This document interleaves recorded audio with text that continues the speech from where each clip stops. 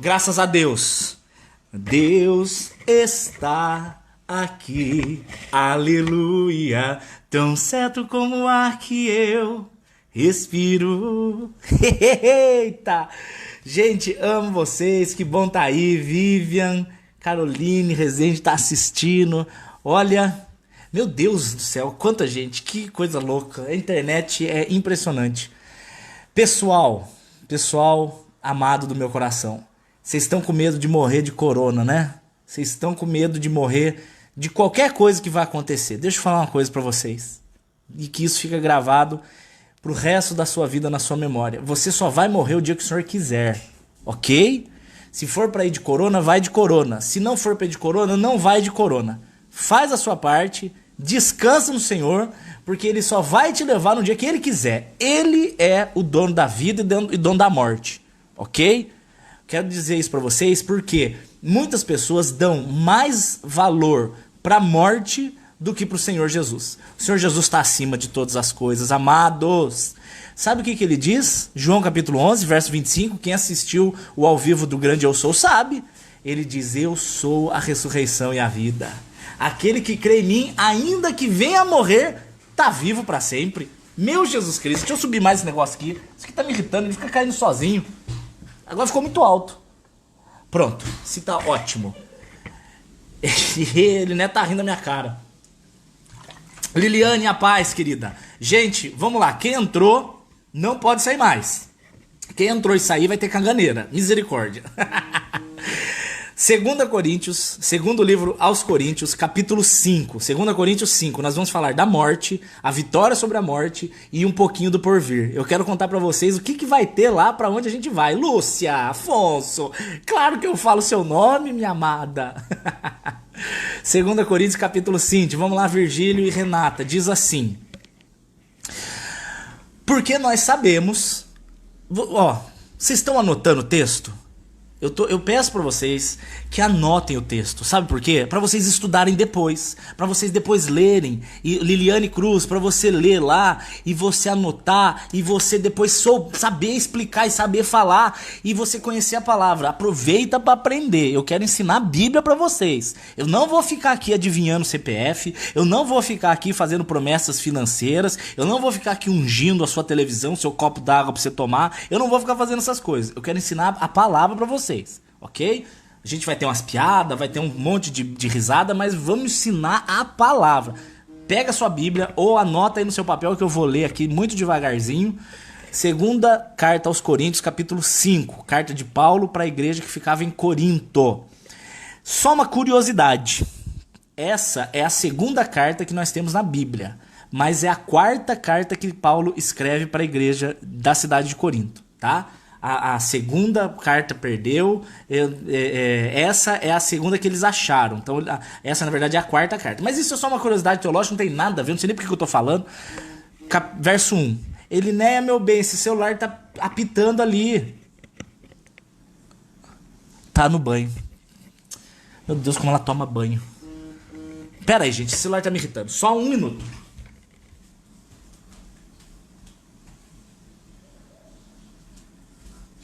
Pronto.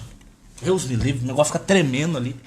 2 Coríntios 5:1 fala assim: sabemos que, se a nossa casa terrestre deste tabernáculo se desfizer, temos de Deus um edifício, uma casa não feita por mãos, eterna nos céus. Então pause. Primeira coisa que Deus está dizendo aqui. 2 Coríntios capítulo 5. Primeira coisa que ele está dizendo. Aline Nascimento, então fique aí, meu bem. Se a nossa casa terrestre deste tabernáculo se desfizer, o que ele está falando? Que casa terrestre e tabernáculo é essa? Casa é o lugar onde você habita. Então ele está falando que a nossa habitação deste tabernáculo vai desfazer. Por que tabernáculo? Porque tabernáculo é o nome do vaso. Eu vou dar o nome de vaso para ser bem assembleiano. É o nome do invólucro, é o nome da casca que nós usamos nessa dimensão terrena. Então, nessa dimensão terrena, nós temos um tabernáculo e esse tabernáculo serve de casa para a gente nesse período. Em outras palavras, Paulo está dizendo o seguinte: esse corpo humano que a nossa alma habita durante esse período terrestre. Então é interessante que a Bíblia não diz que a nossa carne somos nós. Não. Quer ver um exemplo? Quando você vai ler o texto de Romanos capítulo 7, eu vou mostrar aqui para vocês. Romanos capítulo 7. Às vezes as pessoas dão muito valor pro corpo. Tem que cuidar, não tem que ser obeso igual eu. Lógico que não, você tem que ser controlado. Mas você não pode focar isso como prioridade, porque isso não é seu, isso é pó, isso vai voltar pro pó. E o que é importante mesmo é a tua comunhão com Jesus. Esse é o tesouro eterno. Então olha que interessante o que ele fala. Verso 15. Não faço o bem que eu quero. Romanos 7, 15. Porque o que eu quero, eu não consigo fazer. Se eu não faço o que eu quero, logo não sou eu quem faz. É o pecado que habita em mim. Isso ele fala no verso 17. Não sou eu quem faz? Então quem que faz? Se não sou eu, quem que faz? O pecado. Paulo está falando que o corpo carnal é o corpo de pecado, é o tabernáculo terrestre. Não vai para o céu, a sua carne não vai para a glória. Graças a Deus, a minha banha vai ficar aqui na terra. O que é interessante porque eu tinha uma curiosidade que eu queria ver o que ia acontecer, por exemplo, quando uma pessoa com silicone, uma mulher com silicone no peito for arrebatada. Ou uma véia que tem a perna de um joelho de ferro, de titânio. Ferro não, né? De titânio. Quando arrebatar, será que cai o siliconinho? Plup. A pessoa vai ser arrebatada, a perninha fica... Plup. Por quê? Porque a carne não vai para a glória. Essas coisas ficam aqui na terra. E é exatamente o que Paulo está falando aqui em 2 Coríntios 5. Sabemos que se essa nossa casa, deste tabernáculo, ou seja, a habitação temporária da nossa alma, se desfizer, nós temos, preste atenção nos tempos verbais na Bíblia. Ele não diz que nós teremos, nós não teremos, nós já temos. Olha meu pai entrando aí, bigodão. Nós já temos da parte de Deus uma morada, não feita por mãos. Por que não feita por mãos? Porque não é algo humano, não é humano. É uma moradia eterna lá nos céus. Então o que Deus está prometendo é o seguinte: querido, fique tranquilo. A hora que você morrer, você não vai ficar no além. Você não vai ficar perdido no limbo. Você não vai ficar perdido no espaço sideral desconhecido da não existência. Não, a hora que você desfizer esse tabernáculo terrestre, a hora que o seu corpo for pro pó, automaticamente você já tem uma casa pronta. Aqui ele não está falando de uma casa como as pessoas imaginam. Ai, se você fizer o bem nessa terra, você vai ter uma mansão. Não, não é isso que ele está falando. O que ele está falando é o seguinte: sem som? Tá sem som, gente? Tá todo mundo me ouvindo? Como é que tá sem som? Bom, o que ele está falando é o seguinte: você terminando a sua habitação aqui, Deus automaticamente te reveste de corpo glorioso. Ai, Dani, aonde está falando isso na Bíblia? Vamos lá.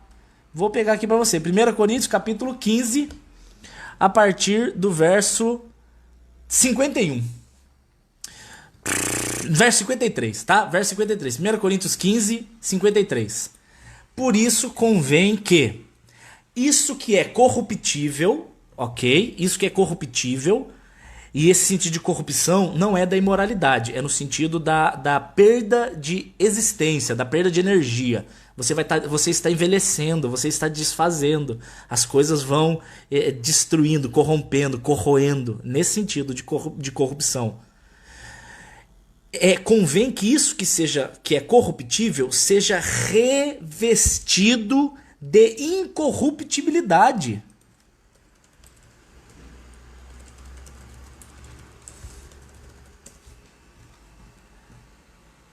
É isso mesmo, que bom.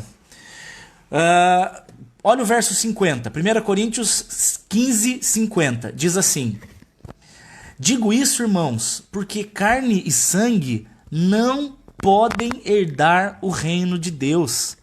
A corrupção não pode herdar a incorrupção. Por que ele está falando isso? Porque a carne já está corrompida pelo pecado. A carne não tem conserto. Deus não arruma o seu corpo humano. Deus não faz isso no sentido de tirar o pecado do seu corpo humano. Não. O que eu vou falar agora é muito profundo. Eu preciso que você preste muita atenção para você não entender errado. Foca o que eu vou falar aqui. Antes de você conhecer a Jesus, você é uma casca de carne que está embutida com a sua alma. A alma, ela é dominada pela carne. Por quê? Porque o que te une a Deus, que é o Espírito, está morto. Leia Efésios 2:1. O seu Espírito está morto. Morto, ok? Quando Jesus Cristo vem e ele morre com você, ele vai ressuscitar você trazendo vida para o seu espírito. Só que não só isso. O texto de Colossenses capítulo 3 ensina que Deus realiza em nós uma circuncisão na mente. Isso significa que quando você nasce de novo com Cristo, o Espírito Santo vem de alguma forma e ele corta esse laço que prendia a sua alma à sua carne. Você deixa de ser uma pessoa escrava da carne. Então, quando ele corta isso, a sua alma está livre. Por isso Jesus diz em João 8,32: conhecereis a verdade e a verdade vos libertará. Me libertará do quê? Me libertará da escravidão dos meus desejos e dos meus pecados. Em Jesus, você não é mais uma pessoa escrava do que a sua carne manda. Quando Jesus vem e ele realiza essa circuncisão, e entenda, circuncisão significa despojo do morto. Como assim despojo do morto? Se eu chegar, por exemplo, a Priscila Martins, e pôr uma arma na cabeça dela e falar assim, passa aí a carteira, isso não é despojo. Tem aquela questão do furto e do roubo, um é o cara mediante grave ameaça, aquela coisa toda. Mas isso envolve pessoas vivas. Roubar de uma pessoa morta significa despojo.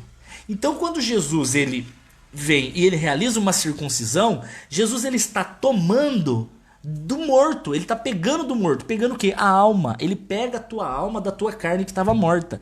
Então Jesus Cristo ele faz um despojo da carne. É uma circuncisão na mente. Então você passa a ser uma alma livre dessa carne. Por que livre dessa carne? Porque o texto diz que a carne não pode herdar o reino de Deus. Porque a carne está enferma. Carne não se salva. Carne só vai para pó. O corpo humano vai para o pó. Então por isso que ele está falando, voltando para aqui para o verso 54 de 1 Coríntios 15, ele fala, por isso, quando isso que é corruptível for revestido de incorruptibilidade, e o que é mortal for revestido é vestir novamente, você vai ser despido a velha criatura, né? A carne sai, e Jesus vem e ele te molda novamente. Você se torna, é você mesmo, com seus sentimentos, com sua mente, com sua característica, só que você vai estar formado de um corpo glorioso. Não é interessante isso? Você não vai ter esse mesmo corpo na glória. Deus vai te dar um corpo novo. Aí vem as perguntas. Mas pastor, a gente vai se reconhecer? Qual vai ser a nossa aparência? Eu quero falar disso já. Primeiro eu quero dizer para você que ainda não crê, ou você que crê e tem medo da morte, como não faz sentido isso. Eu vou te explicar por quê. Voltando lá para o texto de 2 Coríntios, capítulo 5, Paulo dá a primeira afirmação do porquê que você não tem que ter medo. A primeira afirmação, porque você não vai ficar perdido. Se você crê de todo o coração, você pode descansar sabendo que você não será abandonado. Porque na morte você passa sozinho. Você pode estar rodeado de pessoas que te amam, mas a hora que estiver deitado você na UTI, quase desligando o aparelho, seu coração quase parando, aquele momento você não vai ter seus parentes lá. Ah, mas seu pai é crente, mas a minha mãe é crente. Isso não importa. Isso, na hora da morte, não tem pessoa que passa com você. Agora, se você tem o coração cheio de Jesus Cristo, aí você passa junto com ele. Aí o Espírito Santo está lá, você não será abandonado. Automaticamente, a hora que você desfizer desse corpo, você já tem um corpo pronto, um corpo glorioso. E esse corpo glorioso é infinitamente mais maravilhoso. Por quê? Porque você vai ver as características do corpo glorioso, por exemplo, em Jesus. Vou dar um exemplo de Jesus. Quando ele ressuscita e ele está em corpo glorioso, Jesus, uma das coisas que me chama muita atenção é quando os discípulos estão fechados dentro de casa. Eles estavam fechados dentro da casa. E aí Jesus chega e ele não atravessa a porta. A porta estava fechada. O texto deixa claro que a porta estava fechada. Mas é interessante que Jesus, quando os discípulos percebem, ele entra. Gente, não fique desesperado. Eu vou pôr no YouTube depois esse ao vivo, tá? Fiquem em paz. Ou também, depois que acabar, vocês podem assistir pelo Facebook também. Enfim, só me ajuda a curtir, compartilhar e marcar pessoas que precisam ver. Vamos espalhar esse negócio aí. Jesus, ele não atravessa a porta. Por quê? Porque a porta não é ela que é física e Jesus que atravessa, como se Jesus fosse um espírito, uma fumaça atravessando. Não. A porta é o passageiro, a porta é o temporário. O temporário são as coisas criadas. Jesus estava em corpo eterno. O corpo eterno dele, ele era a realidade. Jesus no corpo glorioso é a realidade. A porta que é o temporário. Então, na verdade, é a porta que atravessa por Jesus. Porque Jesus é o fixo. Jesus é o imutável. Jesus não muda mais. Aquela porta passa, mas Jesus não mais. Porque o corpo glorioso é eterno. Então ele era a realidade real, não a porta. Eu estou falando esse pleonasmo de propósito. Quando Jesus chega e atravessa, não é isso, é a porta que passa por ele. Porque a porta é a fumaça, ela é o passageiro, ele é o real. Esse corpo é o eterno, é o real, é o para sempre. Então nós temos já a garantia de Deus que nossa alma não ficará vagando por aí. Ela tem um corpo glorioso. Segunda promessa de Jesus está em João 14. Quando os discípulos estão falando com Jesus, de alguma forma dá um medo neles de não ter lugar para eles. Porque Jesus estava falando assim, ó, o lugar para onde eu vou, eu levarei vocês para vocês estarem comigo, para que onde eu estiver, vocês estejam também. Aí o que é interessante é que, nossa, Eliné, o que houve? Ah, que susto. Aí o que acontece? Quando você está indo com Jesus, os discípulos estavam com medo de Jesus ir e não ter lugar para eles. Então Jesus, ele fala para eles, calma gente, na casa do Pai tem muitas moradas. Então Jesus promete um lugar para nós habitarmos, que é no caso um corpo glorioso, e Jesus promete uma morada. Então você vai estar com Cristo, você vai ter um lugar para morar e você vai ter uma casa no sentido de corpo. Você vai ter corpo, morada e a presença. Jesus não vai te deixar sozinho. Isso é promessa para aqueles que creem. Ele diz isso em João 3,16. Deus, ele amou o mundo de uma tal maneira que enviou Jesus, para que todo aquele que creia não morra, mas tenha vida eterna. Então você fica assim, mas eu tenho que ter muitas casas, eu tenho que ter muito carro, muito dinheiro. Meu querido, quantos anos você tem? Pensa aí, não precisa responder, mas quantos anos você tem? Eu tô com 31. Será que eu já vivi pelo menos metade da minha vida? Será que eu vou viver mais 30? Eu acho que não. Eu duvido que dê mais 30 anos de terra. Do jeito que estão andando as coisas, Jesus está muito às portas. Mas para pensar, quanto tempo você ainda tem de vida? Quanto tempo? Você tem 50 anos. Será que você já tem mais 20? Vamos tirar que Jesus não volte agora. Mas vamos falar de vida mesmo. Será que você tem mais 10 anos de vida? Será que você tem mais 20? Será que o corona não vai matar você não? Será que você não vai ter um infarto? Será que você não tem um câncer e você não sabe? Ai, que pesado falar isso. Pesado é ir pro inferno. Isso é pesado. Morte não é pesado. Inferno é pesado. Morte não. Morte é livramento. Livramento do quê? Dessa terra. Morte é o momento em que você será promovido para a glória. Aí que você vai viver de verdade. Eu tô falando isso para você não ter medo da morte e não achar que tudo que Deus tem para você é aqui. 1 Coríntios 15 diz, se nós esperarmos de Cristo só nessa terra, nós somos miseráveis. Por que miserável? Porque é uma cabeça pequena. Você fica falando assim, meu Deus, eu preciso ter muitos carros, muitas casas, eu quero fazer muito sexo, eu quero ser muito famoso, muito poderoso. Mas quanto tempo você vai ter para curtir isso? Falta muito pouco, e você fica investindo nisso. Por isso Paulo fala pra você é um miserável. Jesus, gente do céu, eu vou falando tudo que Deus mandar aqui vir e vocês vão ouvindo aí. Lucas no capítulo 12 mostra a parábola de um homem que ele plantou e ele colheu o dobro do que ele esperava. Se ele colheu o dobro do que ele esperava, significa que se ele tivesse colhido só o que ele plantou, ele já teria uma colheita boa. Ele ainda colheu o dobro. Aí o que ele faz? Destrói o celeiro, constrói um maior e planta muito mais, porque ele quer colher mais. Aí ele colhe de novo o dobro. Deus dá para ele 4 vezes do inicial. Ele faz o quê? Destrói o celeiro e constrói um maior, porque ele quer acumular, ele quer acumular. O negócio dele é acumular, ele quer acumular. E ele diz assim: quando eu tiver muito, aí eu descanso a minha alma. Ele atrela o descanso da alma dele ao fato de acumular as coisas. Então você vira e fala: meu Deus, esse cara é muito inteligente, ele é um investidor. Aí Jesus fala pra ele: louco. Jesus fala pra ele: você é um louco. Eu vou pedir a tua alma hoje. E o que você vai ter pra me apresentar? Jesus Cristo. Isso Jesus não fala pra botar um medo em você. Muito pelo contrário. Jesus fala isso pra tirar os seus olhos daquilo que é enganoso. Nós temos que ter uma vida boa, claro. Meu sonho é comprar um computador bom, é colocar um ar-condicionado bom aqui na casa, é ter um sítiozinho pra plantar morango e criar ovelha. Eu sonho com essas coisas. Mas o foco principal é ser amigo de Jesus. Esse é o foco. Por quê? Porque se eu fechar os olhos amanhã, o apartamentinho não serve pra nada. O carro vai apodrecer. As coisas vão acabar. Vai acabar. Só que o que acontece? Eu estarei para sempre. Compare isso. Gente, se eu pegar uma linha do tempo, se isso aqui for 1 milhão de anos, de uma mão até a outra tem 1 milhão de anos. A sua vida tá aqui, ó. Tá aqui, ó. Isso é a sua vida e isso tudo, isso aqui é 1 milhão de anos. A eternidade não é 1 milhão de anos. A eternidade é bilhões de trilhões de milhões de bilhões de anos. E ainda não começou a eternidade.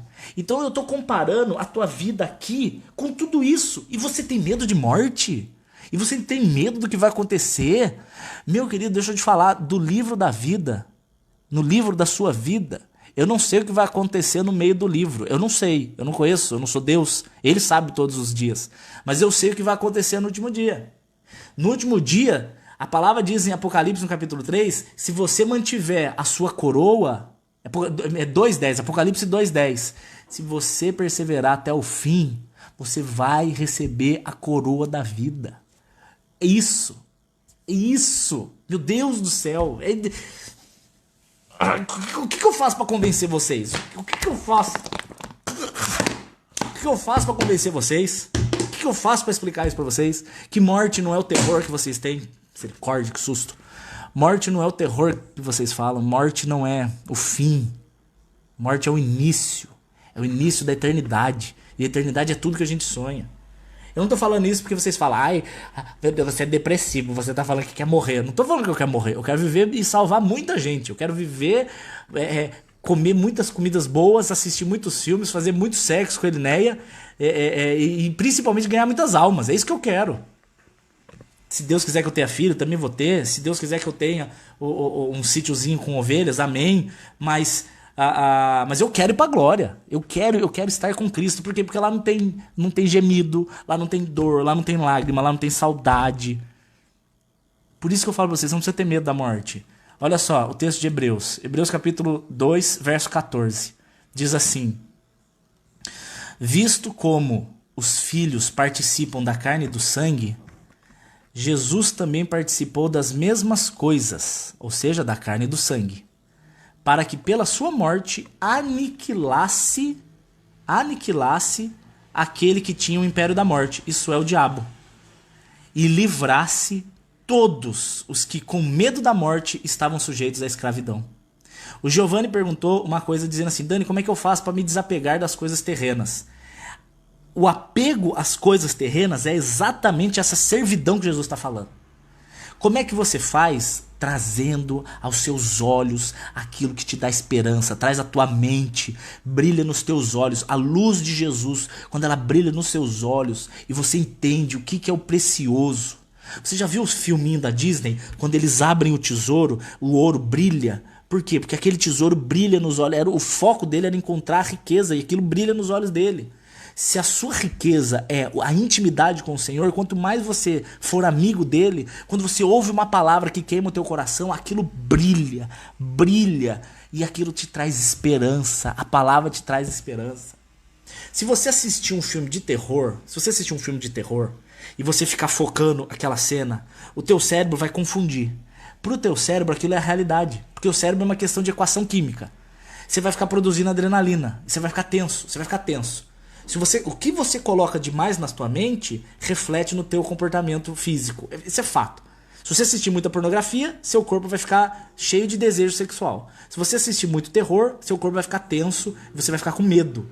Por isso que você vai dormir depois de um filme de terror, você fica tenso, porque você tá pura adrenalina no sangue. Se você foca as coisas de Deus, se você foca as promessas do Senhor, se você foca a sua intimidade com Deus, o que acontece? O seu coração automaticamente ferve, a sua mente ferve e você gera, a palavra de Deus através do Espírito Santo revelado ferve e te dá desejos pela eternidade. Aí você começa a entender a brevidade dessas coisas. Isso é uma revelação. Não tem palavras que convencem disso. Se não é a revelação do Espírito Santo na sua vida, você não vai entender isso. Lógico que eu tô falando pra vocês uma coisa que não é voto de pobreza. Eu quero ter um carro bom, quero ter uma casa boa, quero comer comidas boas. Claro que eu quero. Mas isso nunca pode ser a prioridade. Isso é secundário. A prioridade é vida eterna.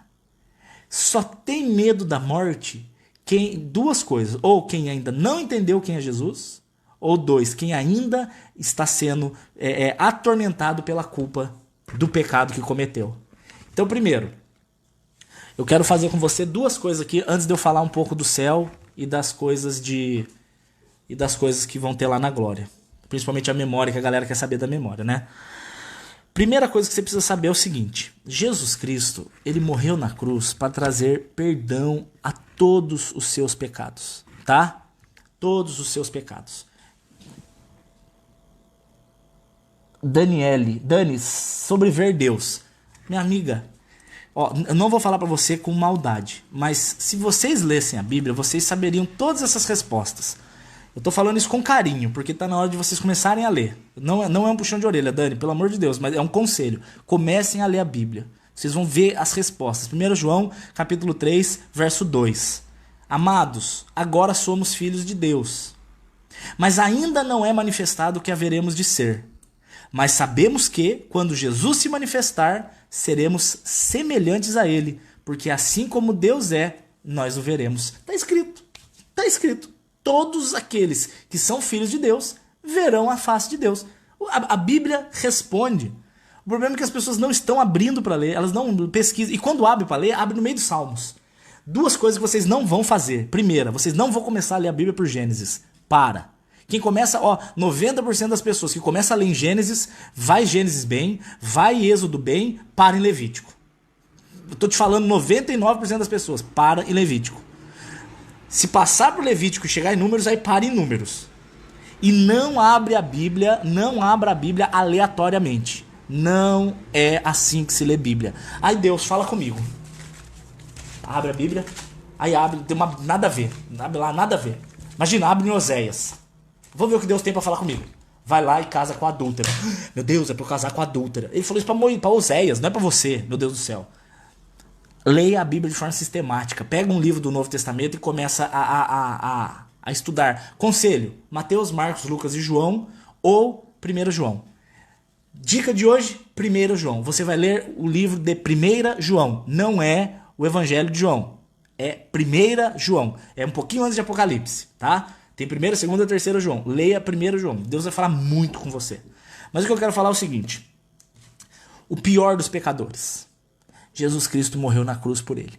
2 Coríntios capítulo 5 diz que Jesus morreu por todos. Ponto. Ah, mas os calvinistas dizem que esse todos são os eleitos. Não, para. Esquece calvinismo, esquece arminiano. O seu mestre é Jesus, é o Espírito Santo. Cristo morreu na cruz por todos. A Bíblia diz que quando ele estava sendo levantado na terra, todos ele atrairia a ele. Então Jesus Cristo morre por todos, inclusive aquela desgraçada da mulher que enterrou a filha, que até agora aquela história está tirando meu sono. Aquela mulher, se ela não crer, não importa o pecado que ela tenha cometido, não importa. O pecado, ele, para ser condenado, o pecador não tem intensidade. Então eu vejo o quê? Gente, a Eliane Barbosa tá pedindo para eu divulgar o canal dela. Então, gente, está sendo divulgado. Eliane Barbosa, cantora, uma querida amiga minha da Eli. Existe uma questão que as pessoas não entendem. O pecado, Para condenação, não tem diferença. Para consequências, tem pecadinho e pecadão. O próprio Pilatos, quando está conversando com Jesus, Jesus fala para ele, Pilatos, maior pecado tem aquele que me entregou para você. Voltou. Ufa, achei que tinha caído. Mas para condenação de inferno, não importa. Por que não importa? Porque se a pessoa rouba R$1 e se ela rouba R$1.000, ela é bandida do mesmo jeito. Só que não é o pecado que leva para o inferno. Preste atenção. O que leva para o inferno é não nascer de novo em Cristo Jesus. Se a pessoa não nasceu de novo com Cristo, então ela pode ter cometido um pecadinho ou 100 pecadões. Ela vai ser condenada do mesmo jeito. Corrigindo, ela já está condenada do mesmo jeito. Vamos ler João 3? Olha o que Jesus fala. Isso tudo para falar para você que você não precisa ter medo da morte. Eu não vou falar por cima, vai ser bem faladíssimo. Espero que vocês estejam anotando. João 3 diz assim: Deus enviou seu Filho ao mundo. Olha que lindo. Jesus, você é demais.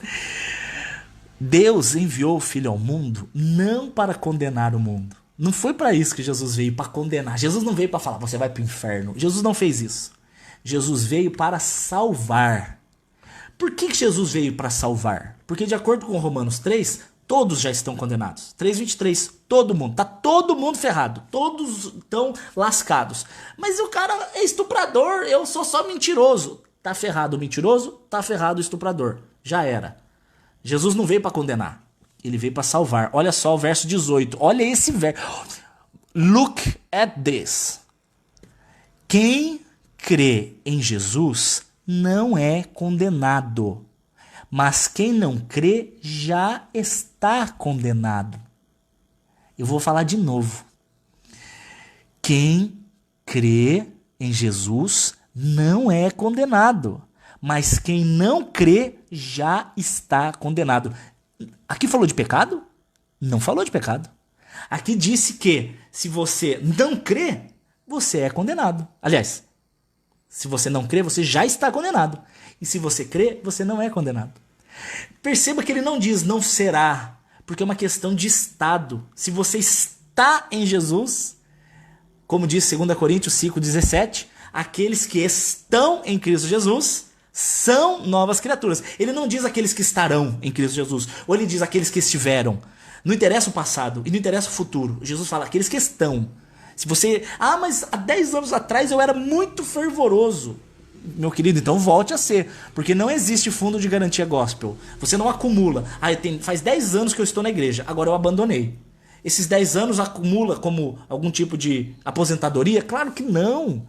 Aqueles que estão em Cristo. Por isso que eu estou dizendo isso, para que hoje, se você hoje aceitar a presença do Senhor Jesus, ser aceito por Ele, hoje pode ser o dia que hoje, você estando em Cristo Jesus, você é salvo hoje, dia 25 de março. Hoje pode ser o dia de você ser salvo. Porque Jesus não fala o que você fez, dane-se e não postergue. Cara, o diabo, ele não tenta mostrar para o mundo que Deus não existe. Sabe por quê? Porque não tem como provar que Deus não existe. A natureza mostra que Deus existe. O Satanás, ele não está tentando mostrar para o mundo que Jesus não ama vocês, porque é impossível. Jesus morrer na cruz é a prova de amor por vocês. Então sabe o que o diabo faz? Ele posterga. Ele sempre diz para você que haverá tempo. Ele sempre diz... mas amanhã vai dar tempo, eu busco Jesus amanhã. Não, depois de amanhã, eu preciso arrumar algumas coisas. Querido, quem arruma é Jesus na sua vida. Então ou você recebe a Jesus hoje, ou você não sabe se chega amanhã. Não, mas eu já vi gente pensando assim, mas a hora que eu perceber que eu tô doente e morrendo, aí eu busco a Jesus. Meu querido, pode não dar tempo, o infarto vem, o acidente de carro vem, o assalto, a bala perdida na cabeça vem. E não dá tempo de se preparar na hora que está vindo, não. É agora. Jesus diz agora, aquele que crê nele não é condenado. Já eu vou deixar os 20 minutos finais só para perguntas, tá bom, gente? Guarda a pergunta que você tem, porque se você faz a pergunta agora, perde o meu raciocínio e eu não vou conseguir parar tudo que os outros 300 estão ouvindo para responder uma pergunta. Não quero ser grosso, pelo amor de Deus, eu tô querendo ser prático. A hora que acabar, aí a gente vem as perguntas, aí você pergunta o que você quiser, tá bom? Vai dar certo, vamos junto. no meio de um raciocínio, perguntar uma pergunta de batismo, não vai dar. Mas eu vou falar sobre batismo e em nome de Jesus vai ficar muito claro na sua cabeça. Gente, de novo, eu não sou grosso, eu tô sendo prático. Eu amo vocês de verdade. Verdade, né? Então, o que eu tô falando é o seguinte: quem que é condenado, quem que tem que ter medo da morte? Quem não crê em Jesus. Quem não entregou a vida para Jesus. Quem não confessou a Jesus Cristo como Senhor. Se você ainda não se arrependeu e não se entregou para Jesus, tenha medo da morte. Porque o seu final é inferno e é tormento. Então tenha mesmo medo. Agora, se você virar para mim e falar assim: não, Dani, eu creio em Jesus. Ele é o Senhor da minha vida. Eu creio que Ele morreu naquela cruz e eu creio que Ele perdoou os meus pecados. Eu creio que Ele me fez uma nova criatura. Eu creio que as coisas velhas se passaram. Eu creio que tudo é novo. Eu creio que Cristo se fez maldição em meu lugar. Creio que Ele levou as minhas maldições. Creio que Ele levou todas as minhas transgressões. Creio que Jesus Cristo quebrou todo o laço. Creio que Jesus Cristo aniquilou a dívida. Eu creio que Jesus me livrou do domínio do pecado. Eu creio que Ele é Deus. E creio que o Espírito Santo está no meu coração. E creio que Ele começou uma boa obra. Ele vai aperfeiçoar essa obra. Creio que Ele vai cuidar de mim. Creio que Ele vai me ensinar a andar na presença dEle. Creio que Ele vai me encher a mente e coração de alegria. E eu creio que o meu nome está escrito no livro da vida. Eu creio. Eu não sei aonde que a Solange tirou que o Enoque tinha medo da morte. Gostaria de depois que você me der essa fonte que eu sinceramente não conheço, de Enoque ter medo da morte. Então, o que eu quero dizer para você é o seguinte: só tem medo da morte quem não crê em Jesus. Se você crê, você já tem prometido um corpo glorioso, você já tem prometido uma morada e você já tem prometido a presença do Senhor. Você quer mais o quê? Você quer mais o quê? Como disse um post aí, você quer que Jesus desça e faça janta para você? Ele já te dá perdão, ele já te dá o Espírito Santo, ele já te escreve o nome no livro da vida, ele já te dá uma morada eterna, ele já te sustenta, ele já te guarda, ele já te ama, ele já te se revela. O que mais você quer? Você quer que ele desça e aspire o tapete da sua casa? Meu filho, não tem desculpa para você não abraçar Jesus, não tem desculpa. Ah, mas eu sou indigno. Todos são. Ah, mas eu pequei. Todos pecaram. Ah, mas eu não consigo. É Ele que capacita. Ah, mas eu tenho medo. É o verdadeiro amor lança fora todo mesmo. Qual é a sua desculpa? Ah, mas eu não vou conseguir. O Espírito Santo em você vai fazer você conseguir. Ah, mas eu não tenho vontade. Clame que o Espírito Santo te dá até vontade. Ah, mas eu sou desobediente. O Espírito Santo é excelente em educar as pessoas. Não tem desculpa. Aí, o Jorge tá falando, Enoque andava com Deus, medo do quê? Quem anda com Deus não tem medo, quem anda com Deus tem certezas. Enoque andava tanto com Deus, ele era tão amigo de Deus, que Deus virou e falou pra ele: ó, você nem vai morrer, eu vou levar você direto. Enoque foi arrebatado. Ai, Jesus, eu quero falar agora pra vocês sobre a nossa memória no céu. Então nós temos aqui uma promessa de que haverá um reencontro, se eu morrer hoje e partir, na verdade eu não morri, né? Essa expressão tá errada. Eu vou pro caixão, a minha carne vai pro caixão, mas eu estou para sempre com Jesus, esperando vocês lá. Haverá, isso que eu quero que vocês entendam. Gente, existe um reencontro. Eu não estou prometendo uma fábula, é real. Se eu falar para vocês assim: gente, daqui um mês, todos vocês que estão assistindo têm agora, graças a Deus, 367 mensagens, 369 agora. Todos vocês ganharam um ticket para um hotel 7 estrelas em Dubai. Todos vocês. Um ticket não, como é que chama? Um convite, enfim, um ticket. Para ficar um mês em Dubai com tudo pago. Vocês já ganharam daqui um mês. Todo mundo tem já o bilhete, já tem o avião, já tá tudo pago. Você ganhou. Daqui um mês a gente se encontra. Aí você chega e você vai fazer o quê? Você sabe que daqui um mês vai ter o reencontro. Se eu for hoje, se eu vou falar pra vocês, ó, o seu voo é semana que vem, mas o meu é hoje. Aí eu vou pra esse hotel. Eu já tô lá. Você vai chorar sabendo que em breve você vai se encontrar comigo? Não faz sentido. Não faz sentido. Por quê? Porque você sabe que haverá o reencontro. Nós estaremos nesse hotel, nós estaremos nessa festa, nós vamos nos encontrar. Se um vai antes, ele foi antes, sorte dele. Ruim pra quem fica com saudade. Claro, a gente chora de saudade, normal, não somos barata, nós temos sangue. Mas haverá o reencontro. Não existe a Deus para quem está em Deus. Não existe a Deus para os que estão em Deus. Então, morte não é mais um inimigo para aquele que crê.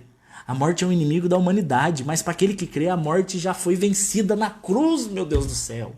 Por isso Jesus fala, eu sou a ressurreição e a vida. Eu sou o caminho, a verdade e a vida. Ele fala a vida 2 vezes. Ele é a ressurreição e a vida, e ele é o caminho, a verdade e a vida. Não tem como não ficar apaixonado. Não tem como ficar apaixonado por Jesus. Ele promete tudo. Agora tá comigo, depois vai estar comigo, para sempre vai estar comigo. Gente do céu. É muito top. Mas enfim.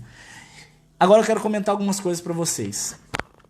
Vamos fingir que você morreu, tá? Você partiu pra glória. Aí eu vou pegar... Eu nunca falo a pessoa, eu poderia pegar o nome de alguém, mas as pessoas ficam com medo. Ai, pastor, você tá revelando que eu vou morrer? Não tô, vou falar eu. Dani morreu, cheguei na glória.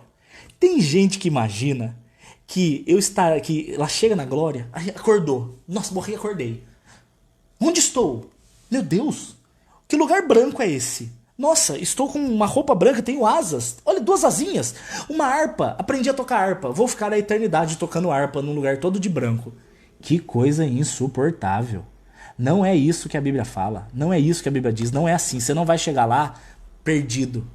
Você vai chegar no céu tendo plena consciência do que está acontecendo.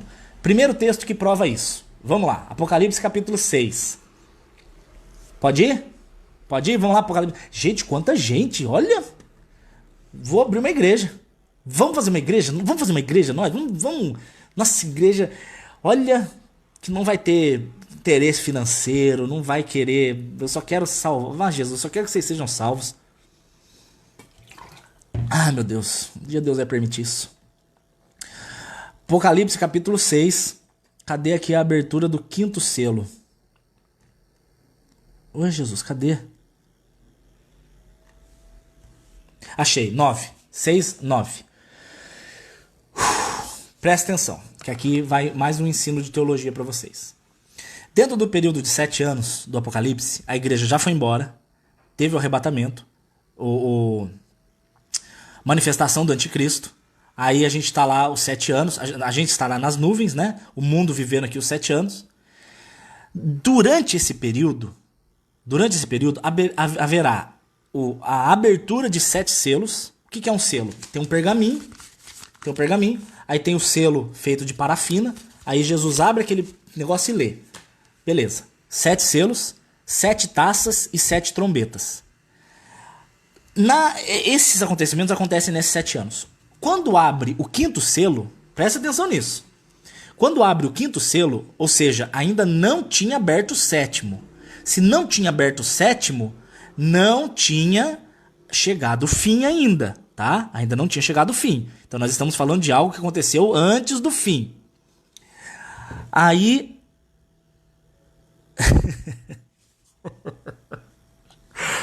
A Marines perguntou se no céu vai casar. Normalmente são os homens que perguntam isso.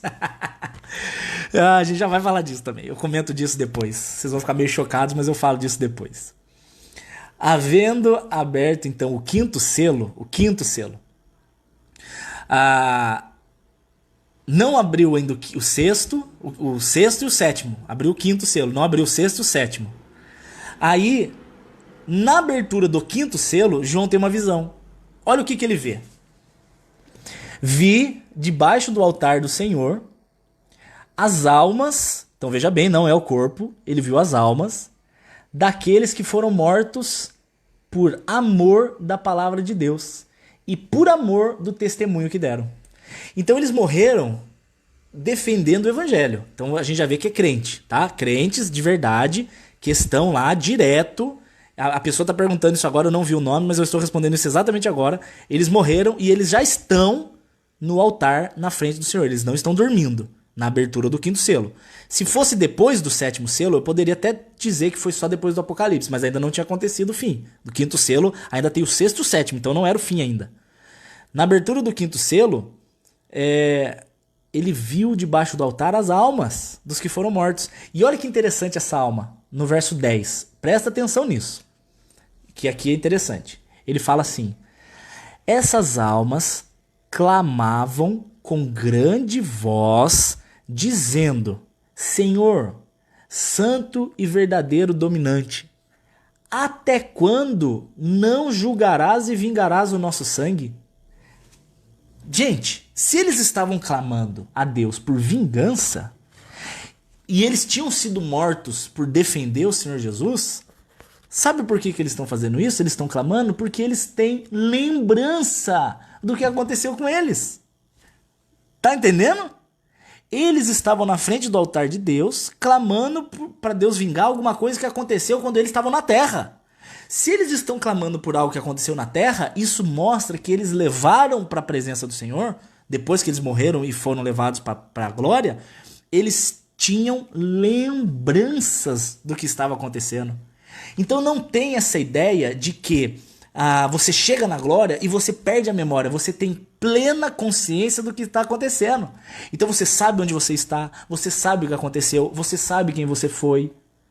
Só que a loucura é que você terá todas essas lembranças, porém você não terá mais a presença do pecado. Já falei disso várias vezes. Jesus nos livra de 3 P's na cruz. Ele nos livra do poder, ou seja, você pode dizer não ao pecado quando você está cheio do Espírito Santo, você tem esse poder. O ímpio não. Eu falei no comecinho da live que aquele que ainda não nasceu de novo com Cristo é uma carne dominada. Aliás, é uma alma dominada pela carne. Então ele não tem esse poder contra o pecado. Jesus te dá o poder contra. Segundo, Jesus te livra da penalidade ou punição, que é o inferno. Você está livre disso. Lembra? Eu falei também nessa live. João capítulo 3, verso 17. Aquele que nele crê não é condenado, mas aquele que não crê já está condenado. E o terceiro P é o da presença. Só que esse P da presença a gente não é liberto dele aqui nessa terra, exatamente pelo texto que eu também li nessa live de 2 Coríntios 5. Quando ele diz que nós gememos, 5 verso 2, gememos desejando ser revestidos da habitação celestial. Por que gemendo? Porque, como o texto de Romanos 7 disse, nós cometemos um pecado que nós não queremos. Não faço o bem que eu quero, mas eu acabo fazendo o mal que eu não quero. Logo, não sou eu, mas quem faz o mal que habita em mim. Então, nós estamos livres do poder, livres da punição e seremos livres da presença. Então, você vai para a glória, tendo lembrança, tendo entendimento, tendo memórias e sem a presença do pecado. E eu quero glorificar a Deus porque passou de 400 pessoas. Caiu, mas passou uma hora ali. Gente, o Deus, ele nos livra no céu. O maravilhoso é estar com Deus, claro, é rever todo mundo, claro. Mas você consegue imaginar o que é uma vida sem a presença do pecado? Você não vai pensar bobeira, você não vai ter raiva, você não vai ter ódio, você não vai ter nenhum pensamento ruim para atrapalhar a tua vida. Você vai ter a mente plena. Eu quero mostrar para vocês um texto que as pessoas perguntam se a gente vai lembrar um dos outros. Olha só. 1 Coríntios 13. Vamos ler do verso 11 ao 13. Guarda esse texto na sua cabeça para sempre. 1 Coríntios 13, de 11 a 13. Quando eu era um menino, e ele fala aqui não com questão de idade, mas ele está falando questão de maturidade. Quando eu era menino, eu falava como menino, sentia como menino, discorria como menino. Ele está falando aqui de mente, pensamentos, mente e atitude. De criança, infantil.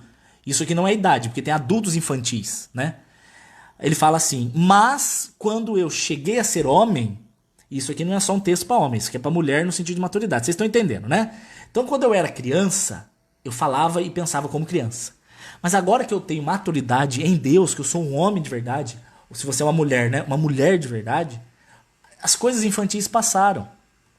Ele está falando aqui no sentido de revelações de quem Deus é. Quando a pessoa ela entra na igreja, ela não tem a mesma maturidade de uma pessoa que tem 20 anos de igreja, óbvio. Né? Levando em conta que essa pessoa de 20 anos de idade busca Jesus faz 20 anos. Porque tem pessoas que têm 20 anos na idade de igreja, não busca. Aí tem pessoa que chega aqui com 1 ano, busca tanto ao Senhor que já está muito mais íntima. É uma questão de interesse. A revelação de Deus é diretamente proporcional ao seu interesse. Em vez de dar desculpas, começa a tomar atitudes. De desculpas o inferno está lotado. De desculpas para não buscar. Agora, se você tem interesse, você vai conhecer Jesus cada vez mais. Aí Paulo fala assim no verso 12. Hoje, cara, que legal. Olha esse texto, velho. Hoje nós vemos como quem olha por um espelho e vê enigmas. O que Paulo está querendo dizer? Hoje nós não vemos a Deus diretamente. A gente não vê Deus diretamente. A gente vê a Deus revelado pelo Espírito Santo através da palavra. Então nós não vemos Deus na totalidade. A gente vê como um espelho. A gente vê alguns relances, a gente tem algumas revelações, mas a gente não tem a plenitude de quem Deus é. A gente ainda não tem. Estamos longe disso ainda na carne. Nós só estaremos com essa plenitude na glória. Olha o que ele fala. Agora vemos como espelhos, enigma. Mas então, gente do céu, então veremos face a face. Respondendo que uma outra amada tinha perguntado se a gente já viu o rosto de Deus. Aqui está dizendo que sim de novo.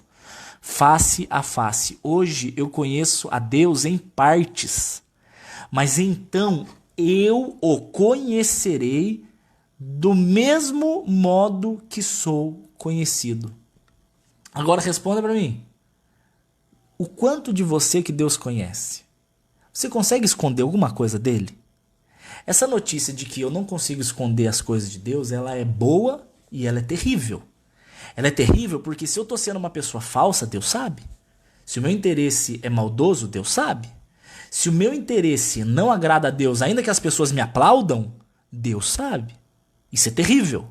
Mas ao mesmo tempo é maravilhoso porque os meus sonhos, Deus sabe. As minhas dores, Deus sabe. O que eu preciso, Deus sabe. O que me dói, o que me faz ter vontade de continuar, as pessoas que me fazem mal, as pessoas que mentem, Deus sabe. Então você pode ficar tranquilo que Deus te conhece mais até do que você mesmo. E ele diz assim, que naquele dia eu conhecerei a Deus do mesmo jeito que sou conhecido. Só que eu não consigo esconder nada dele. Ele me conhece na totalidade. E ele está me dizendo que eu vou conhecê-lo do mesmo jeito que ele me conhece. Então, se ele me conhece do mesmo jeito, se eu vou conhecê-lo do mesmo jeito que ele me conhece, e ele me conhece na totalidade, eu o conhecerei na totalidade. Se eu vou ter acesso a Deus, eu vou ter acesso a tudo, inclusive as memórias, inclusive a mente. 1 Coríntios capítulo 2 diz isso, que nós temos a mente de Cristo. Então eu vou ter acesso ao que Deus tem guardado na mente dele, e ele é onisciente. Então eu não vou só saber quem eu sou, eu vou ter total entendimento de quem está lá comigo na glória. Eu vou olhar para você, eu vou saber coisas que eu não sabia, mas eu vou conhecer quem é você. Porque você não conhece quem é uma pessoa, a não ser que você conheça as dores dela. Você só conhece uma pessoa quando você participa das dores internas dela. Aí você conhece aquela pessoa. Se você não souber quais são os sonhos, quais são as dores, você só sabe quem é a pessoa de ouvir falar, mas você só conhece quem te dá acesso à intimidade. E na glória nós viveremos em constante intimidade, sem a presença do pecado. Você vai ter liberdade para amar sem nenhum tipo de interesse, sem nenhum tipo de influência do diabo, sem nenhum tipo de segundas intenções. Isso não vai existir. Então você vai... Uma das coisas mais maravilhosas do céu é a possibilidade de você viver uma verdadeira família, onde amam e torcem de verdade por você. Então, quando você chegar na glória, você pode ter certeza que você... A Solange, eu respondi isso, minha amada, você vai direto. Você vai direto. Apocalipse 6, do verso 9 em diante, a gente comentou disso. Você vai direto para a glória.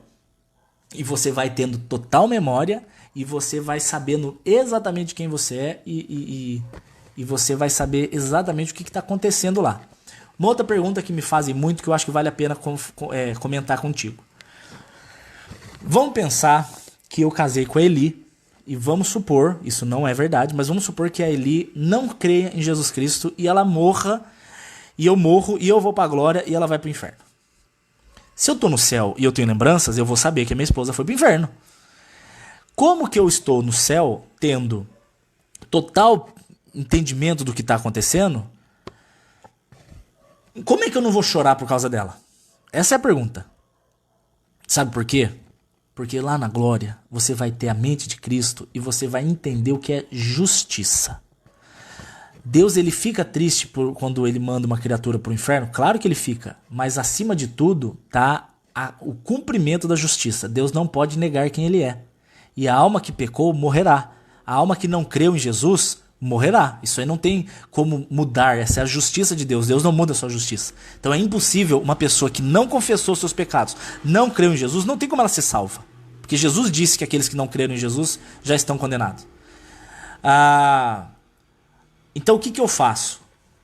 Por que eu não vou ficar triste? Porque eu vou ter na minha mente o mesmo entendimento de justiça que Deus tem.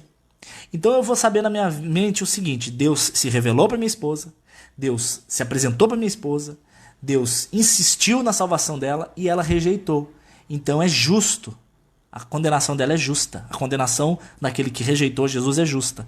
Então eu terei esse entendimento. Quem morre estará dormindo? Não, gente. Eu acabei de ler Apocalipse 6. As almas já estão no altar clamando. Por que Paulo usa, então, a expressão dormindo em 1 Timóteo 4? Porque a morte, a palavra morte, ela está atrelada ao fato de estar apartado de Deus. Isso é morte. Eu não morro mais. Eu, Dani, creio em Jesus Cristo, amo Jesus Cristo, glória dele por tudo. Não é nada mérito meu, nada. Aí a pergunta é: eu posso morrer? Não. Eu não posso morrer. Por quê? Porque Cristo disse que aquele que creu nele passou da morte para a vida. Então eu não morro. O corpo morre. Mas quando Paulo está falando em 1 Tessalonicenses, ele não está falando do corpo das pessoas. Ele está falando da alma delas. Por isso ele diz: nós nem todos morrerão, no sentido físico. Mas quando ele fala de dormir, ele fala os que estão dormindo são aqueles que morreram salvos. Porque como é que eu posso explicar? O salvo não morre mais. O corpo dele sim, mas a alma não. Então eu não posso falar que está morto. Está errado. Eu tenho que falar que está dormindo. É a expressão que Paulo usa, é um eufemismo. Mas não é literalmente dormindo. Vou ficar dormindo. Não, o texto aqui diz que na abertura do 5º selo as pessoas já estavam lá na glória diante de Deus. Então eles estão automaticamente lá. Aí a outra perguntou: o que eles estão fazendo lá? A Bíblia não diz. A Bíblia não diz. O único relato que tem é que eles estão lá clamando por vingança. Mas se eles ficam eternamente clamando, eu creio que não. Eu creio que tem alguma atividade, mas a Bíblia não diz qual. Tá? Agora o que eu quero falar é o seguinte: alguém tem alguma pergunta? Agora é a hora de vocês perguntarem. Pode aproveitar o ao vivo para vocês questionarem alguma coisa que vocês quiserem. A menina está perguntando de crianças. Beleza. O que eu creio? Tá? Eu respondi isso ontem, mas a gente vai fazer. Mas eu respondo de novo sem problema. Em Mateus, no capítulo 19, Mateus 19, 14, Jesus diz assim: vinde a mim as criancinhas, pois delas é o reino de Deus. Quando Jesus ele diz: vinde a minhas crianças, porque delas é o reino, eu acho isso muito significativo. Ele não diz: vinde a minhas criancinhas, porque delas será o reino. Não, ele diz: vem a mim, porque delas é o reino. Eu creio que a criança é pecadora. A Bíblia diz que a criança já nasce em pecado. Salmo 51, Davi diz isso: em pecado fui concebido pela minha mãe. Ele diz isso. Então quer dizer que ele já nasce pecador. Eu falei disso ontem também. O pecado ele vem porque a semente do homem é a transmissora do pecado, desde Adão. Por isso que Jesus Cristo não tem pecado, porque a semente dele é do Pai. A semente de Jesus não é de pai terreno, a semente dele é de pai celestial. Por isso que o corpo humano de Jesus não tem pecado. Ele não nasceu de um espermatozoide humano. Então todos aqueles que nasceram de semente humana são pecadores, inclusive as crianças. Mas Deus não leva em conta a ignorância deles no sentido de incapacidade de arrependimento. Então, eu creio que a criança ela é salva porque Deus diz que delas é o reino de Deus, e nós temos uma passagem significativa de Números 32. Números 32, se eu não estiver enganado, é o 11 e 12. Eu julgo ser isso. Mas que é o 32, é o 32. Onde Deus diz que os menores de 20 anos entrariam em Israel mesmo tendo pecado. Parece, eu não estou dizendo que são os 20 anos, tá? Porque a revelação de maturidade de uma criança de 20 anos naquela época é muito diferente de hoje. Hoje uma criança de 16 anos tem que ser presa mesmo igual maior, porque já sabe o que está fazendo. A revelação é muito maior. Nem compara a mente de uma criança hoje de 16 anos, criança, né? Com uma de 20 lá na época de Israel. Não se compara, mas Deus usou os 20 anos como base. Aparentemente porque existia uma ignorância, uma incapacidade de ter entendimento quanto ao pecado. Por isso que eu criei a salvação de crianças. Agora, outras perguntas relacionadas meu Deus, é muita pergunta, não dá. Quando eu vou ler uma, sobe a outra. Se a pessoa aceita Jesus na cama enfermo, porém não é batizada nas águas, vai pro céu? Luciano, eu creio que sim. Porque se ela teve aquela chance de crer, é igual o bandido na cruz. O bandido na cruz também não foi batizado. Mas ele, na hora que foi oferecido para ele a salvação, ele abraçou, creu e ele foi salvo mesmo sem o batismo das águas. É tudo uma questão de impossibilidade. É impossível pegar o cara na cama e pôr na água. Ele está no leito de morte. Mas subentende-se que se ele melhorando for... É que Deus analisa os corações, né? O arrependimento, quando a gente fala, não é remorso. O arrependimento é um desejo de não ser quem é. Não é um arrependimento só do que fez. Você entendeu? É muito mais profundo. Então, se Deus reconhecer que a pessoa se arrependeu de verdade, então é interessante que ele, se ele melhorasse, com certeza ele seria batizado depois. Ele ia querer. Se ele não quisesse, mesmo depois de ter melhorado, então é sinal de que ele não creu de verdade. Deus sabe disso. Você entendeu? O suicida. O suicida é impossível dizer. Se a gente for pegar literalmente, todo aquele que mata, o assassino, ele é condenado. O suicida nada mais é do que o assassino de si mesmo. Só que é difícil, porque tem pessoas que têm doença mental, tem pessoas que... Imagina a cena, eu tomo uma pílula, tô morrendo e no meio lá eu confesso misericórdia a Deus. Ele perdoa? Eu não sei, não tem como dizer. Deus analisa um por um, mas eu posso te dizer, não se suicide, não arrisque. Tá? Não faça isso. Existe, você que está me assistindo, se você tem desejos suicidas, isso é do diabo, ok? Isso é do inferno. Se matar não resolve o seu problema. Se matar só faz você carregar o seu problema e ainda derruba problema para sua família inteira. Não se mate. Jesus Cristo é poderoso para te dar alegria. Jesus Cristo é poderoso para te dar propósito de vida, ok? Eu estou falando isso de uma forma teológica sobre o suicídio, mas eu reafirmo, não se mate. Não arrisque passar a eternidade no inferno por causa de uma dor nessa terra que é passageira. Jesus Cristo ele é poderoso para te perdoar os pecados e te dar alegria. Mesmo que você não acredite nisso, ele é poderoso para te dar alegria. Creia nisso que você vai ver o que Deus faz. Dani, você acredita que a igreja não passará pela grande tribulação? Dani, minha querida, eu fiz um ao vivo de 2 horas domingo. Se você puder, no Facebook tá lá, Daniel Saad, Arrebatamento. Eu fiz com o Dionei. Nós cremos que a igreja sobe antes. Mas eu não vou conseguir falar disso agora porque é muito longo. Tá lá um ao vivo de 2 horas para você. Aí, Iracema, você pastoreia em alguma igreja? Não, amada. Eu participo de 2 igrejas aqui em Taubaté, mas eu não sou líder de nenhuma das 2. Os pastores me liberaram para eu poder focar a internet e as viagens. Angélica, eu tenho muito medo da morte. Angélica, então vamos fazer uma oração agora. Eu tenho horror dessa afirmação.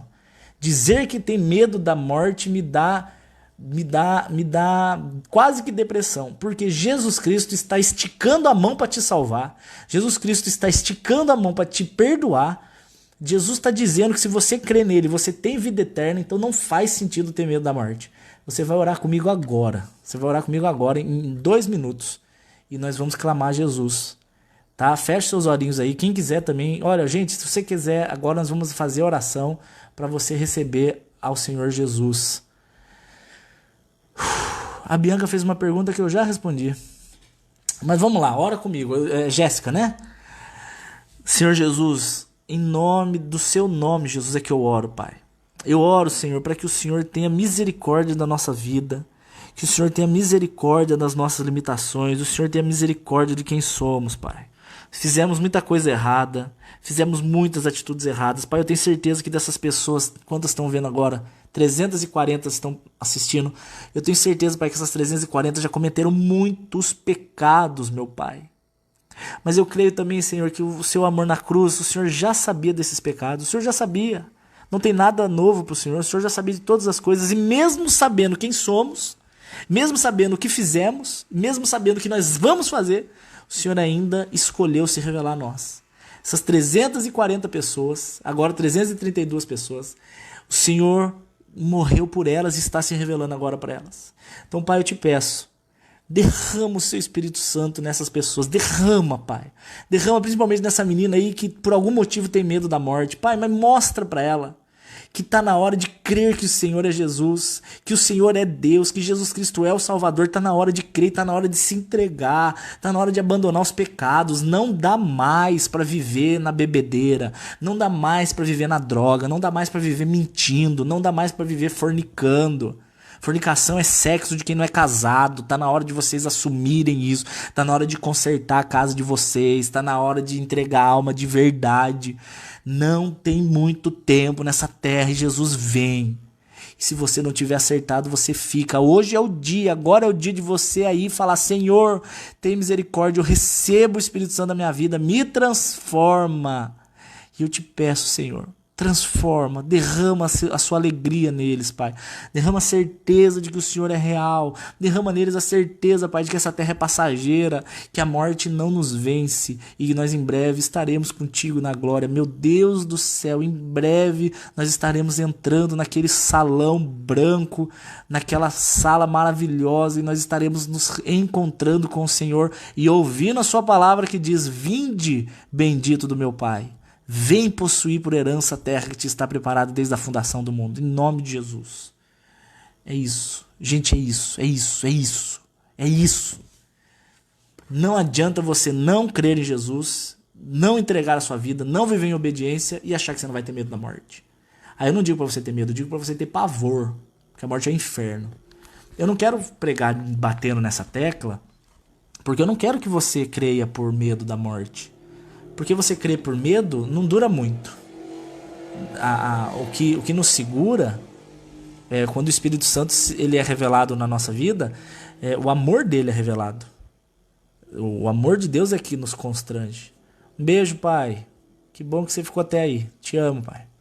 Já já passa essa quarentena e nós voltamos a ficar junto. A moça perguntou se ela estará com as filhas dela.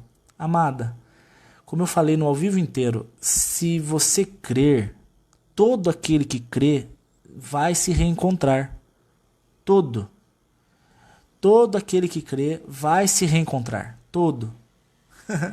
Jaque, você está perguntando para ajudar, né? Porque você já ajuda. Você é uma amada, Jaque. Você é muito sensível. Meu Deus do céu.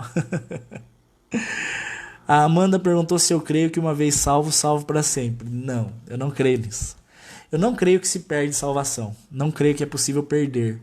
Mas eu creio que é possível você se afastar. Por quê? Qual a diferença disso? Perder subentende-se algo involuntário. As pessoas perdem algo que elas não querem perder. Por exemplo, eu não quero perder meu celular. Se eu não achar meu celular, eu perdi o meu celular. Então perder não é a palavra certa. Porque enquanto você não quiser perder a sua salvação, você não vai. Você vai ter interesse em ser salvo. Então você não vai perder a salvação. Isso não existe. Mas eu creio, por exemplo, o texto de Hebreus 2, que pelo endurecimento do pecado, muitos podem vir a se afastarem de Jesus. E aí é o que a Bíblia chama de apostasia em Hebreus capítulo 6. Então, na verdade, por exemplo, 2 Pedro capítulo 1. 2 Pedro 1 fala que se nós não frutificarmos em toda boa obra, se nós não frutificarmos, o que vai acontecer? Nós vamos nos esquecer que os nossos pecados foram perdoados. O texto de 2 Tessalonicenses capítulo 1, ele diz que quando Jesus vier, ele trará juízo e condenação sobre dois tipos de pessoas. As que não conhecem a Deus e as que não obedecem. As que não obedecem conhecem. Porque se elas não conhecessem, só ia ter a turma das que não conhecem. Então ele fala, as não conhecem e as não obedecem. As que não obedecem são as pessoas que conheceram Jesus, foram salvas e viveram uma vida tão desobediente que elas se afastaram de Jesus. Porque tem um argumento que diz assim, mas se a pessoa se afastou é porque nunca conheceu. Mentira. O próprio texto de 2 Pedro 1, como eu disse, ele diz que se a pessoa não der frutos, ela vai se esquecer que seus pecados foram perdoados. Então existe a possibilidade de um crente que foi salvo, mas se ele parar de ter uma intimidade com Deus, ele vai aos poucos dando vazão para o pecado e ele se envolve de novo. É o que o 2 Pedro capítulo 2 diz. O porco voltou para a lama e o cachorro voltou para o vômito. Olha só o que o apóstolo diz, 2 Pedro 2,20. É melhor não ter conhecido o caminho da justiça do que conhecendo-o ter se desviado do seu santo mandamento. Então eu creio sim que é possível se afastar de Jesus e se tornar apóstata. O desviado ainda não é apóstata, porque o desviado ele ainda tem temor. Eu vejo pessoas que falam assim, mano, você saiu da igreja, saí, mas preciso voltar. Aquele cara ainda tem jeito. Ele ainda tem um fogo ali do espírito ainda que influencia, que incomoda. O apóstata é aquele que sai e fala, não quero mais saber. Dani, você acha que uma pessoa que está prestes a partir já sabe disso? Não tenho como responder. Não sei como responder. A Jaque perguntou como faz para abençoar a obra. Ô Jaque, só você para ter esse coração mesmo. Você vai fazer o seguinte, você manda um e-mail para mim, daniel.saad@uol.com.br. Eu vou te mandar as crônicas, eu vou te mandar vários textos com humor e com ensino da Bíblia. E lá no finalzinho tem os dados. Se você quiser ajudar essa obra a continuar, meu Deus, eu vou ser muito grato. Qual mais só é salvo aquele que permanece? Eu creio assim. Dani, você crê que Jesus morreu pelo mundo todo ou só pelos eleitos? Eu respondi no comecinho do ao vivo. Eu creio que ele morreu por todos. Deus amou o mundo de tal maneira. João 3,16. Cristo morreu por todos. 2 Coríntios 5. Quando ele for levantado da terra, atrairei todos a mim. Não creio que foram só os eleitos, não. Eu creio que ele morreu por todos. Inclusive, eu creio uma coisa que é o seguinte. Eu creio que cada pessoa tem um lugar na glória. Todas as pessoas têm. Eu não creio que existe um número limitado. Eu creio, por exemplo, que quando eu chegar na glória, isso é uma figura, ok? É uma figura. Eu creio que eu vou chegar lá e tem uma cadeira com meu nome. E do lado vai ter uma cadeira escrito Hitler. Eu creio assim. Isso não é doutrina, tá? Isso é uma parábola. E aí a gente vai ter lá a cadeira com o nome do Hitler. Por quê? Porque aquele lugar era dele. É que ele não creu. Eu creio que não creu. Não sei, não tenho certeza. Mas aí, aquela cadeira era dele. Ninguém tomou a cadeira que era dele. O seu lugar na glória é seu. Jesus morreu por você. Mas se você não morrer com ele, o seu lugar vai ficar vazio. Eu creio assim. Eu sei que isso teologicamente não tem como provar. Eu estou falando uma visão, um entendimento. Eu creio que Jesus morreu por todos. Todo mundo tinha um lugar na glória. Mas aqueles que não creram não vão tomar posse do seu lugar na glória. Então vai ficar como se fosse uma cadeira vazia. Isso é uma visão minha. Eu tô conversando com vocês na intimidade que a gente tem. Qual foi a pergunta da Priscila? Gente, vocês têm que entender que sobe muito rápido. Não dá tempo. Não dá tempo de eu ver. O que a Priscila perguntou? Pernilongo, safado. Nojento. Ficou meu pé. Dani, será que através das nossas orações podemos salvar a nossa casa, mesmo que não busquem? Sandra, difícil dizer, porque a oração não salva. Se a pessoa não vier a crer, ela não vai ser salva. O que nós podemos interceder é para que a pessoa... Eu vou te dar uma figura, tá? Vou dar uma figura para você não entendeu. Eu já vou falar essa aí, Stephanie. Eu creio que a intercessão é... Imagina a cena, uma pessoa está assistindo TV, ok? E ela está fixada ali na TV. A TV são as coisas desse mundo. Aí, quando vem alguma pessoa e intercede, é como se o barulho da TV fosse diminuindo e a voz de Deus fosse aumentando. Então aquela pessoa ela vai ouvir uma voz de Deus. Então eu creio que a intercessão faz com que a voz de Deus fale mais alto na vida daquela pessoa. Mas se ela vai crer ou não, depende de se ela vai rejeitar ou não. Isso é a minha visão de intercessão. As pessoas do inferno saem de lá? Não. Apocalipse 14, elas estarão lá para sempre. Apocalipse 14, elas vão queimar para sempre, infelizmente. Sobre os viúvos, amados, no céu, e de novo, quando eu falo que nós teremos a mente no céu, é a mente de Deus em nós. Nós teremos uma mentalidade totalmente transformada. Então você não vai olhar para a pessoa e falar, nossa, minha esposa, nossa, minha ex-esposa, nossa, minha ex-namorada, vai dar treta entre elas. Não, gente. A sua mente é outra. Você vai olhar tudo como irmão. É irmão. Não tem mais esse sentimento sexual, esse sentimento carnal. Vocês estão misturando os amores. O amor carnal é o amor eros. O amor de Deus derramado em nós é o amor ágapos, o amor ágape. O amor ágape é muito superior. Ela precisa casar antes de batizar? Não tem nada a ver uma coisa com a outra. O batismo se você crer, você é batizado. Quando Felipe batiza o eunuco, em Atos capítulo 8, ele pergunta para o eunuco o seguinte, fala assim, você crê que Jesus Cristo é o Senhor? Creio. Pronto, batizou. Depois você acerte as coisas. Esse é o problema. As pessoas acham que elas vão chegar para ser batizadas com as coisas arrumadas. Isso não existe. No batismo é o morto, a velha criatura morrendo e a nova nascendo. Não tem como chegar uma velha criatura arrumada no batismo. Não dá. Você tá sujo. Você se arrume no batismo e aí arrume todas as coisas. Porque daí o Espírito Santo vai te ajudar.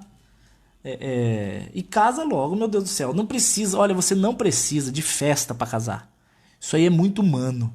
As pessoas deixam de casar porque elas querem fazer aquela festona, gastar 20 mil reais. Para de besteira. Chama o seu pastor, apresenta ali diante do Senhor, confessa diante do Senhor, casa, depois você faz uma festa, depois. Ai, mas eu tenho um sonho de entrar de princesa. Amada, se você não tem condição agora, financeira, não tem problema. Casa, acerta isso daí, ora, entrega ao Senhor, resolve esse seu problema, depois você faz a festa, daí você entra de noiva de novo, não tem problema. Não dá pra ver as perguntas, elas sobem muito rápido. Quando eu tô falando uma, aparece outra. Deixa eu ver se eu consigo ver. Se a pessoa mora junto sem casar, pode batizar? Maristela, essa é a pergunta. Casa logo. Por que não junta e casa, meu Deus do céu? Chama alguém na sua casa. Eu caso vocês pela internet. Você quer? Chama o teu marido. Chama para um ao vivo. A gente faz um ao vivo só com vocês dois. Eu caso vocês dois. Na hora, pronto. Apresento diante de Deus. Tá casado. É muito simples. Não tem que ter um ritual todo. Casou no civil, casou, orou. Resolvido. Não tem problema mais. Pecado que não há perdão contra o Espírito Santo. Solange, minha querida, isso está no YouTube.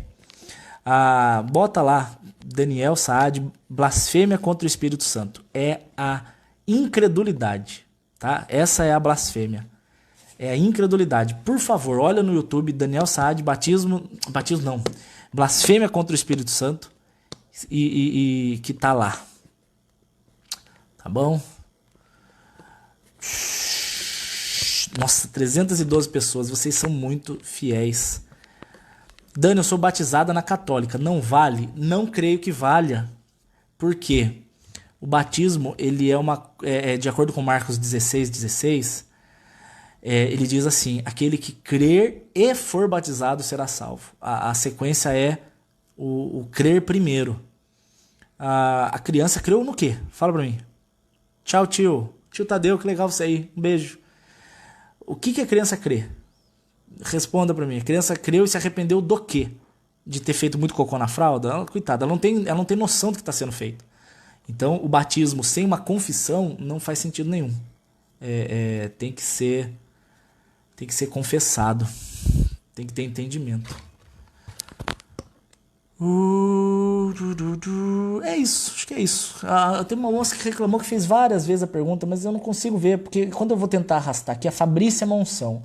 Fabrícia, eu vou responder a sua, e se alguém tiver mais alguma, manda um e-mail pra mim, acho que fica mais fácil. É difícil responder, eu não sei o que a Fabrícia perguntou. Não sei. O que ela perguntou, gente? Eu vou responder a dela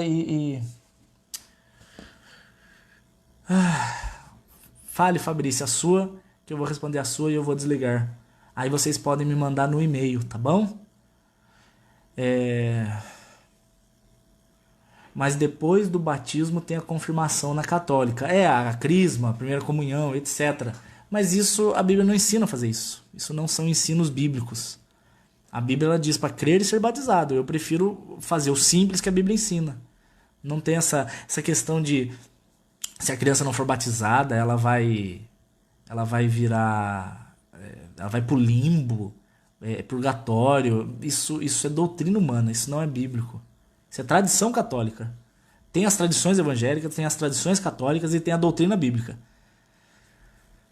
Gente, não vai dar, é muita pergunta. Manda pra mim por e-mail que eu respondo todas pra vocês, tá bom? Amo vocês, infelizmente eu vou deixar salvo no YouTube. Não dá pra responder mais por causa do horário. Eu já estou com dor na goela de falar. Amo vocês. Beijos, beijos, beijos. Eu vou baixar e vou botar no YouTube. Amo vocês. Daniel.saad@uol.com.br